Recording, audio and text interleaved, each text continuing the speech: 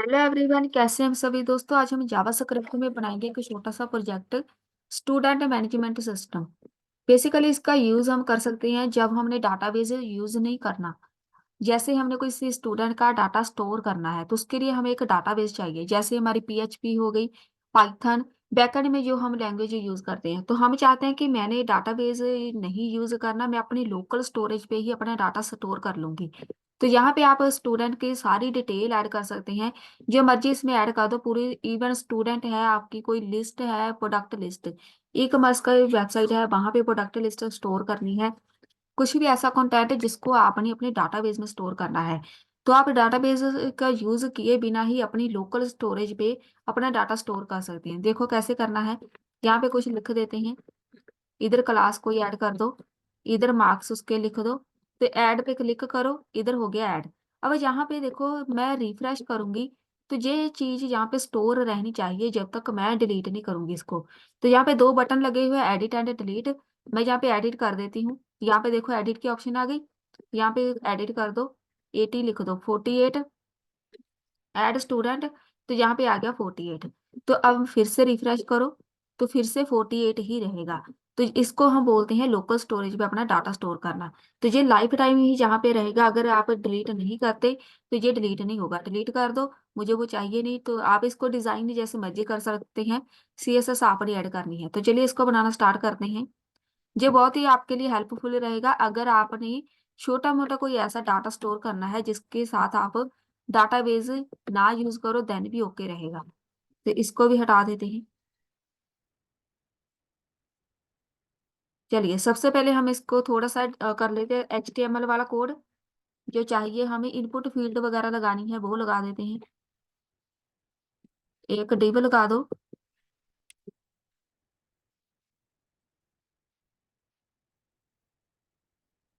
इसको class add कर दो, कंटेनर,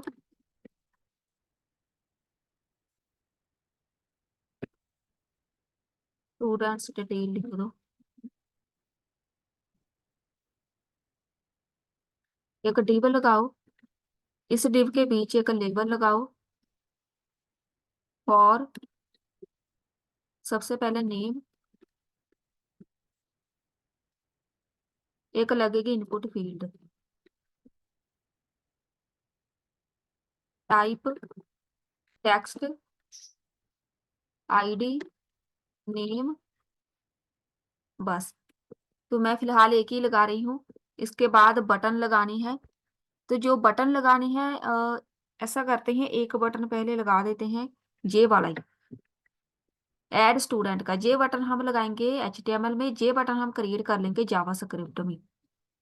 यहाँ पे लिखो, लास्ट में जाके जे वाला जो डिव बंद है, एक बटन लगा दो,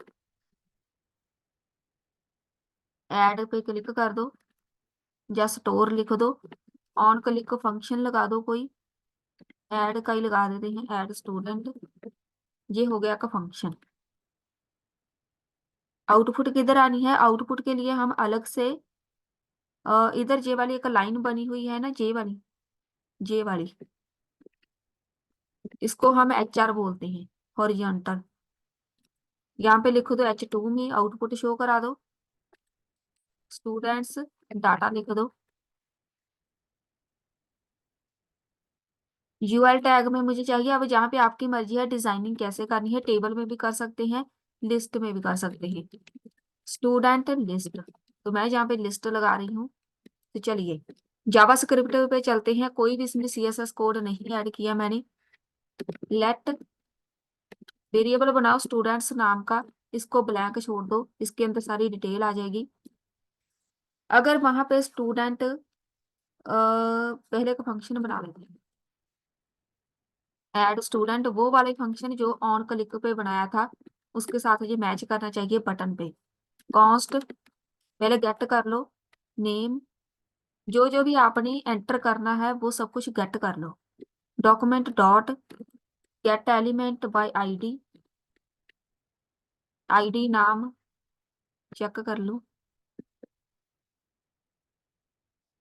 ये रही आईडी। तो जितनी भी आपने इनपुट फील्ड लगानी है ना, जो जो भी एंटर करना हो डाटा, सबको एक आईडी दे दो, उस आईडी को जहाँ पे गेट कर लेना है। आईडी गेट कर ली, लेकिन साथ में इसकी वैल्यू गेट करनी है जो हम एंटर करेंगे, तो ये वैल्यू लिखना जरूरी है, नहीं तो आपका कोड बिल्कुल वर्क नहीं करेगा। उसमें जो भी वैल्यू आएगी उसको गेट कर लो। फिलहाल एक ही लगा रही हूं मैं। देन एक कंडीशन लगाओ, इफ नेम, एक नेम लगा देते हैं,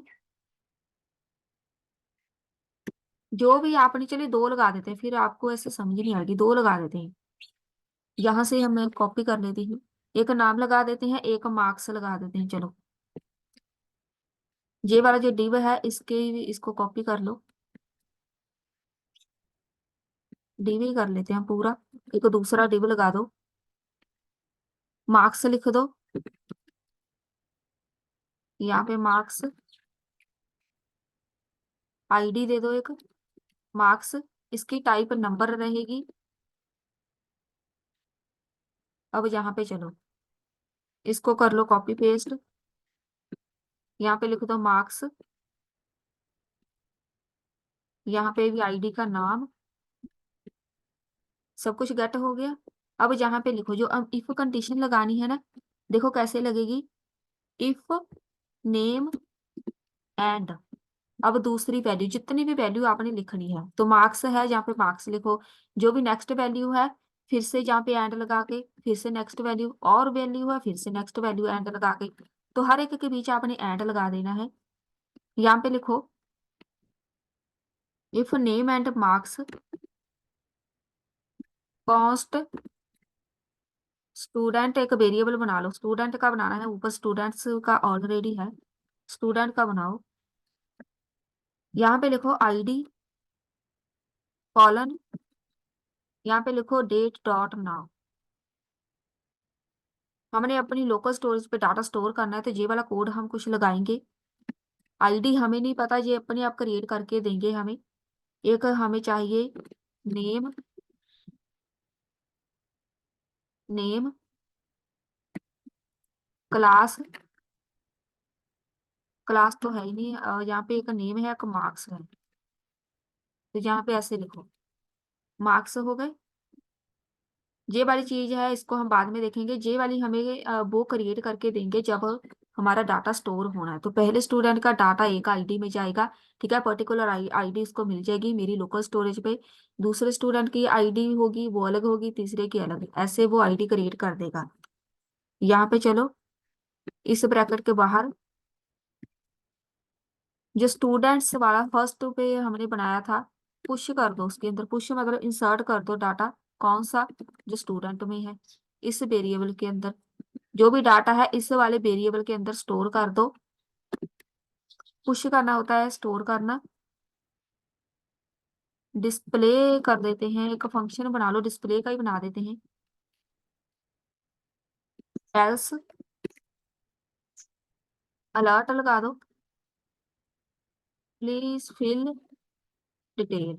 अगर हम ब्लैंक ही ऐसे क्लिक कर देंगे, मतलब हमने कुछ फिल नहीं किया, सिंपली ऐसे क्लिक कर देंगे, तो जहाँ पे इवेंट लिसनर लगा के अलर्ट आना चाहिए, इवेंट लिसनर लगेगा इसमें।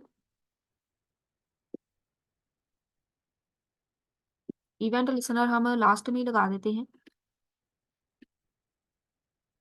अ, जब कोई बंदा ऑन क्लिक लगाया था है, हाँ सही है, हमने जहाँ पे ऑन क्लिक लगाया हुआ है, इवेंट लिसनर रहने देते हैं, इसको इंस्पेक्ट करके चेक कर लेते हैं।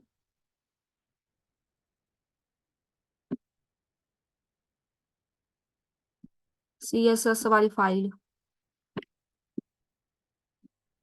इसको मैं हटा देती हूँ, नहीं तो ये एरर देता ही रहेगा जहाँ पे।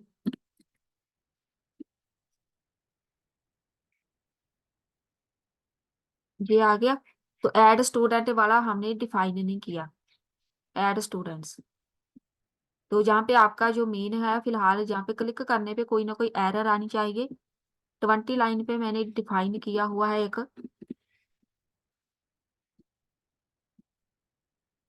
इधर है ये वाला, HTML में,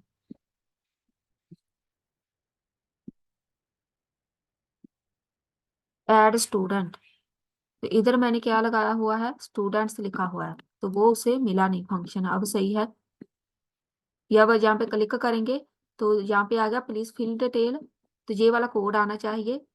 अगर मैं यहाँ पे फिल कर दूं कुछ ऐड, तो यहाँ पे ओके फिल करो बोल रहे हैं, नंबर पे कर दो फिल ऐड। तो जहाँ पे अब डिस्प्ले वाला करेंगे, मतलब ये भी वर्क कर गया। फिल कर रहे हैं, अब ये वाला डिस्प्ले कैसे करेंगे। ये वाला फंक्शन बनाया हुआ है, पूरी डिटेल हमने शो करानी है। फंक्शन बना लो ये वाला डिस्प्ले का, आउटपुट कैसे आएगी। डिस्प्ले में हमने जो जो वहां पे एंटर किया है, मतलब जो जो भी बंदा इनपुट फील्ड में एंटर करेगा वैल्यूज, यहाँ पे लगाओ कॉस्ट। एक वेरिएबल बना लो स्टूडेंट, स्टूडेंट लिस्ट। इसके अंदर डॉक्यूमेंट डॉट गेट करो, गेट एलिमेंट बाय आईडी, जो आईडी हमने लिस्ट को दी है।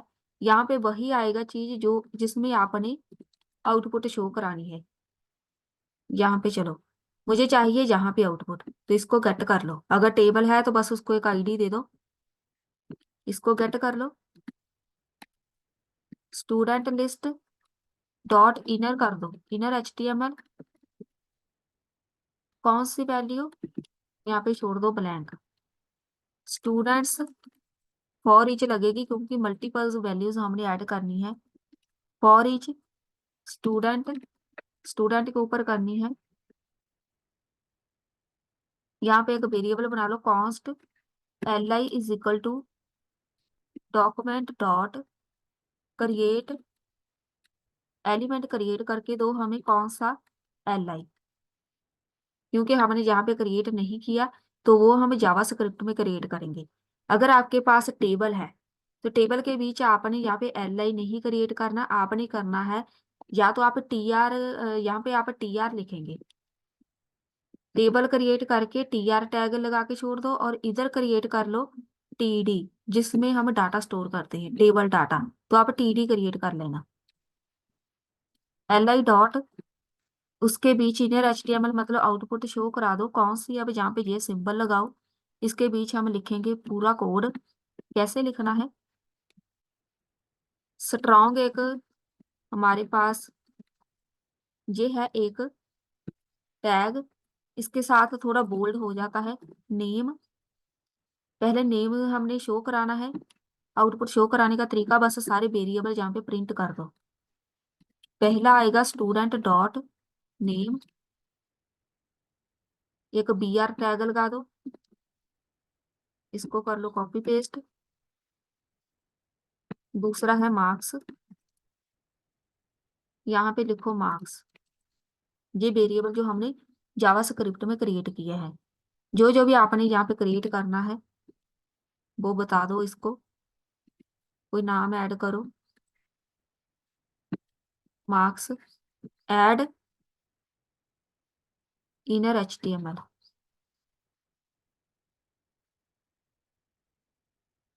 स्टूडेंट लिस्ट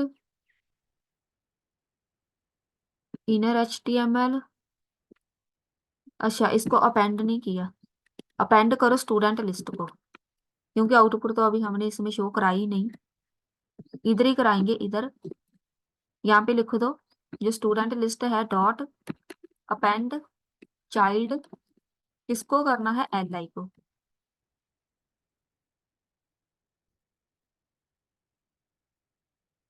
मार्क्स ऐड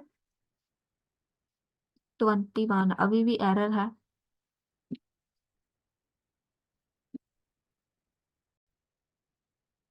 यहाँ पे मैंने स्टूडेंट लिस्ट जो आईडी लगाई है वो चेक कर लेते हैं। स्टूडेंट स्टूडेंट्स है, इसको ही कर दो, आईडी नहीं मैच कर रही तभी एरर आ रही है। कुछ ऐड कर दो इधर, मार्क्स ऐड, तो ये आ गया ठीक है, एक आ गई वैल्यू। अब जहाँ पे दो बटन क्रिएट करने हैं, क्रिएट इधर ही करेंगे जिधर हमने एल आई टैग क्रिएट किया है। जहाँ पे जहाँ पे हमने दो बटन क्रिएट करने हैं लास्ट में, इधर लिखो तो एक बटन भी क्रिएट हमें करके दो, बटन, इसको कर दो बंद। अब इसके पीछे देखो कैसे क्रिएट करेंगे, ऑन क्लिक भी फंक्शन लगेगा इसके ऊपर, कौन सा एक नाम बना दो, एक मुझे डिलीट का चाहिए। पहले एडिट का बना दो, एक एडिट का बटन लगा हो, एक डिलीट का। तो एक ऑन क्लिक का एक फंक्शन बना दो, ऑन क्लिक एक एडिट का बना दो, इसके बीच देखो बिल्कुल ऐसे ही लिखना है। यहाँ पे लिखो डॉलर, यहाँ पे लिखो एडिट किसको करना है, स्टूडेंट डॉट ID। जो भी आईडी ये वाली चीजें मैं बाद में बताऊंगी, ये लगाना बहुत ही जरूरी है। इसको हम वैलिडेशन भी बोल सकते हैं, ये मैं बताऊंगी कैसे, इसका काम क्या है। पहले यहाँ पे लिख दो जो भी बटन के ऊपर लिखा होगा, एडिट ही लिख देते हैं, कॉपी पेस्ट कर लो। यहाँ पे लिख दो डिलीट, यहाँ पे लिखो ID सेम रहेगा, तो यहाँ पे लिख दो डिलीट। इसको करो रिफ्रेश, यहाँ पे लिखो कुछ, यहाँ पे लिख दो ऐड। तो दो बटन क्रिएट हो गए। अब यहाँ पे क्लिक करेंगे तो यहाँ पे एडिट वाला ये वाला फंक्शन परफॉर्म हो, यहाँ पे डिलीट करेंगे तो डिलीट वाला फंक्शन परफॉर्म हो। अब देखो ये वाली जो आईडी लगाई है इसका काम क्या है, ये चीज यूज होगी कि मैंने सिर्फ इस नाम को एडिट करना है। अगर ये आईडी नहीं लगाते ना, ये पूरी डिटेल जितने भी मेरे पास स्टूडेंट डाटा होगा उनको कोई ना कोई एक चेंजेस करती रहेगी, ठीक है, हर एक में चेंजेस मतलब हो जाएगी, सब कुछ एडिट अपडेट हो जाएगा। लेकिन आईडी लगाएंगे तो सिर्फ जे वाला नाम, मतलब जिधर जे वाला, क्योंकि एडिट और डिलीट बटन हर एक स्टूडेंट की डिटेल के साथ लगा होगा, ठीक है। तो जितने बटन है हर एक के ऊपर सेम फंक्शन लग जाएगा, लेकिन मैं आईडी लगा दूंगी। आईडी का मतलब मैंने सिर्फ इस नाम वाले पर्सन की डिटेल एडिट करनी है। अब ये जो हमने दो फंक्शन बनाए हैं एडिट और डिलीट का, अब देखो इसको कैसे करना है काम। सबसे पहले एडिट इधर ही बना देते हैं, फंक्शन एडिट,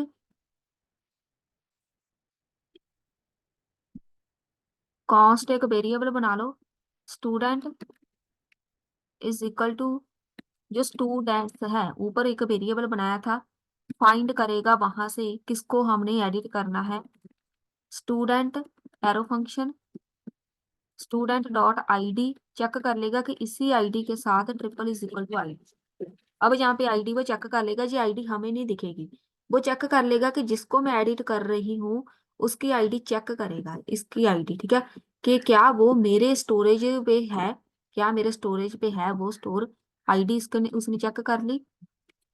इफ कंडीशन लगाओ, इफ स्टूडेंट, मतलब अगर स्टूडेंट है, देन यहाँ पे लगा दो document dot get element bye ID, किसको एडिट करना है, नेम, सब कुछ गेट कर लो। नेम डॉट वैल्यू जो होगी इसमें triple is equal to student dot name, जो मैं यहाँ पे इधर जो भी एंटर किया है तो एडिट की ऑप्शन में डायरेक्ट इधर लिखूंगी, ठीक है, इधर जो जो भी वैल्यू होगी ना वो डायरेक्ट इधर चली जाएगी। एक तो नेम हो गया, एक हो गई, एक मार्क्स, जो जो भी एडिट करना है वो सब कुछ लिख लो, मार्क्स हो गए। रिमूव करना है स्टूडेंट को लिस्ट के साथ, student students dot is equal to student dot, यहाँ पे लगाओ एक filter S arrow function, S dot ID not is equal to ID, double is equal to आएगा। अब इसका काम क्या होगा देखो, रिफ्रेश, यहाँ पे कुछ ऐड करो, यहाँ पे एडिट पे क्लिक करना है, ठीक है। तो यहाँ पे ये वाली चीज गायब हो जानी चाहिए, यहाँ से ये सब डिलीट हो जाएगा, ये वैल्यू उठ के यहाँ पे आ जाएगी, इनके बीच इनपुट फील्ड के बीच। तो वो आईडी के साथ ही होगा कि इस वाली इंफॉर्मेशन को ही हमने सिर्फ रिमूव करना है। सेव एक वो फंक्शन सेव नहीं डिस्प्ले वाला कर लेते हैं, डिस्प्ले वाला यहाँ पे कॉल कर दो, जब एडिट हो जाएगा फिर से ऐड पे हम क्लिक करेंगे तो वो अपने आप वहां से शो हो जाएगा। पहले मैं यहाँ पे चेक कर लूँ, ऐड एडिट 34 पे, 34 पे आईडी नहीं मिल रही, तो इसको यहाँ पे ऐसे कर दो, आईडी वाला जो पैरामीटर है इस यहाँ पे मेंशन कर दो, इसके बीच एक पैरामीटर पास कर दो, वो आईडी नहीं मिल रही ना, यहाँ पे कुछ लिख दो, एड एडिट 39 पे।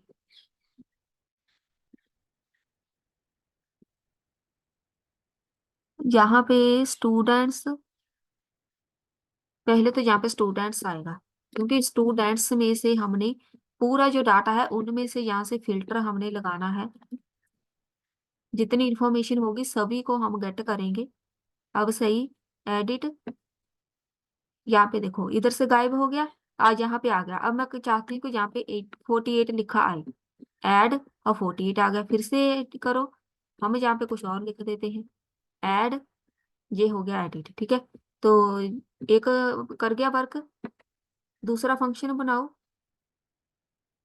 डिलीट का, डिलीट का तो आसान ही है, फंक्शन डिलीट, यहाँ पे आईडी मेंशन करो पैरामीटर, क्योंकि सारा डाटा नहीं डिलीट करना, सिर्फ एक ही करेंगे पर्टिकुलर आईडी वाला। Students is equal to students dot filter लगाओ, स्टूडेंट के ऊपर एरो फंक्शन, ये एक ही लाइन में हम फंक्शन बना रहे हैं, ठीक है। Student dot ID not is equal to ID,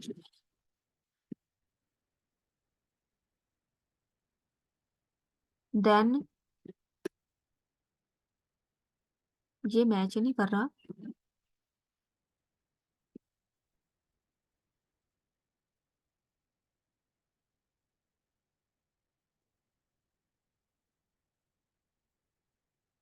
delete, इसको क्या प्रॉब्लम है। अच्छा, यहाँ पे मुझे कुछ इसका नाम चेंज करना पड़ेगा, डिलीट एस लिख देती हूँ साथ में। अब सही है, क्योंकि डिलीट यहाँ पे एक कीवर्ड है जावास्क्रिप्ट में, तो वो बोल रहे हैं कि आप इसको ऐसे नहीं लिख सकते, डिलीट यहाँ पे नाम कोई और लिखो, डिलीट एस सही है। अभी मैंने वो स्टोरेज वाला बताना है कैसे स्टोर करना है, डिलीट,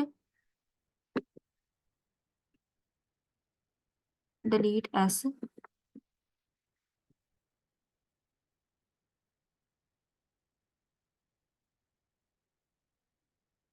स्टूडेंट डॉट आईडी। अभी जहाँ पे ये डिलीट नहीं हुआ, स्टूडेंट्स वाला हमने डाटा डिलीट करना है, स्टूडेंट्स डॉट फिल्टर लगाएंगे और इसको कर दो जहां से डिस्प्ले वाला फंक्शन कर दो कॉल,